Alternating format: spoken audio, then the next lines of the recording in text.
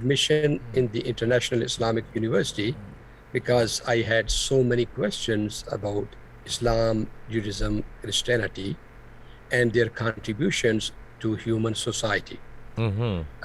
What attracted me to the International Islamic University was a host of professors from Oxford, from Cambridge, from Temple University.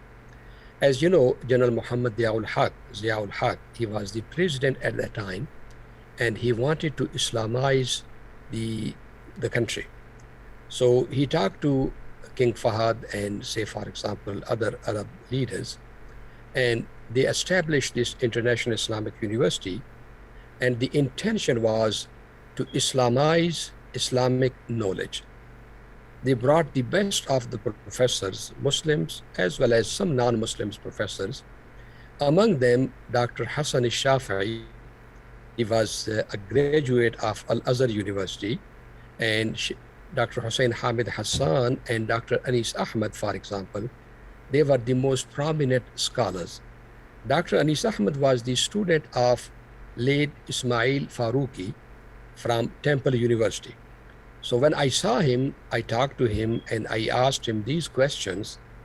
The answers he gave me were so convincing and so absorbing that I decided to join Comparative Religion Department. Dr. Anis Ahmed was the head of that department. So this way, I started studying Islam, Judaism, Christianity, Buddhism, Hinduism, all the world religions under the supervision of these known Muslim scholars. And because my question was why Islam has not offered what Christianity and Judaism has offered to their people.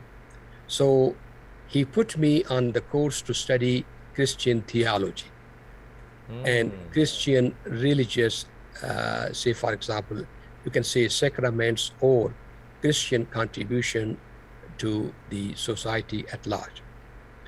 And to my surprise, I was so much confused about Christian theology because it became a nightmare to make some sense of Trinity, for example, or why God will come in the shape of Jesus and die on the cross for our sins. Because I found that Islamic religion was very rational, very logical, very simple. God is one. He does not look like a human being. He is not a human being. He does not resemble any of the creatures because he is the God of the creatures. And he has sent the prophets and the scriptures. In those scriptures, he tells us, don't kill, don't cheat, don't lie, all of those moral commandments. So anybody who submits to his moral commandments and stop cheating, stop lying, stop killing, will have peace in the world, peace in the society, peace with the family, and then will have peace with God. So submission to the moral commandments of God would lead to peace in the society, in the family, and peace with God. And that is the meaning of Islam. Interesting. So Dr. Zulfiqar, did they have professors at that International Islamic University who were non-Muslims also? We have the visitors who will come for lectures, but the professors will expose us to many of their non-Muslim contacts in America as well as in Europe. Okay, because I was wondering if the comparative religion, if that was taught by, like Christian professors and Jewish professors. So technically, the Muslim professors who studied abroad, they were the ones who were teaching comparative religion. That is interesting. But then how did you move on from that university to the University of Wales in the United Kingdom? What year did that happen, and how did you proceed on there? Sure. Now, this interest continued for 4 years during the bachelor's, and then 4 years for the master's program. Once I got my master's comparative religion done, I was going to various conferences, sometime in Rome, sometime in various Christian countries.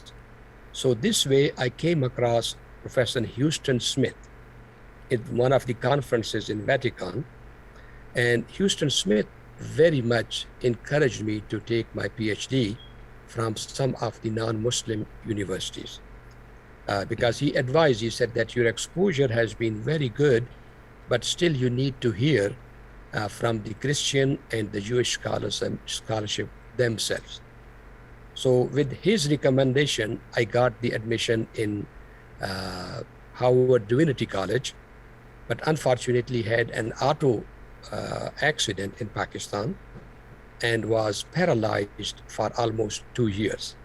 Oh, okay. So unfortunately, from neck down, I was unable to move or do anything. And that's where the TOEFL, the GRE, or the admissions, they became outmoded when I was able to walk back and have a normal life. So at that time, my professor recommended that I shall go to University of Wales because their Christian theological program was very strong. So I got admission in University of Wales and went there in 1991 and started studying with Professor Paul Badham, who was the head of Department of Religious and Theological Studies at University of Wales.